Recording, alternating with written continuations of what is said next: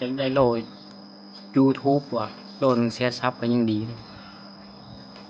อันนี้มันคือโหลดอย่างวะโหลด100,000 ซับเป็นโหลดเงินโหลด1,000,000 ซับโหลดทองโหลด10 ล้านซับเฮ้ยเป็นโหลดเพชรเนี่ยว่ะ10 ล้านซับ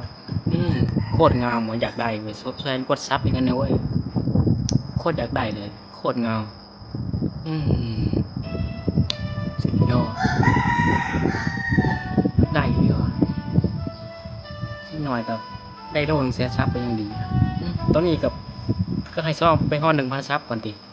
1,000 ซับเป็นบ่ฮอดคือว่ามีจะมีเป้าหมายสูงเลยแบบอันนี้มีเป้าหมายสูงเกินไป1,000 ซับก็ยังบ่ฮอดซับ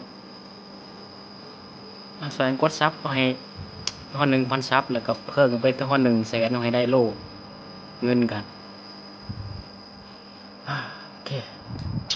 หวังว่าอยู่ในอนาคตสิเฮ็ด YouTube เป็นอาชีพหลักอาจจะแล้วเห็น YouTube เป็นงานหลักมันก็ดีนะแต่เห็น YouTube เนี่ยไม่ต้อง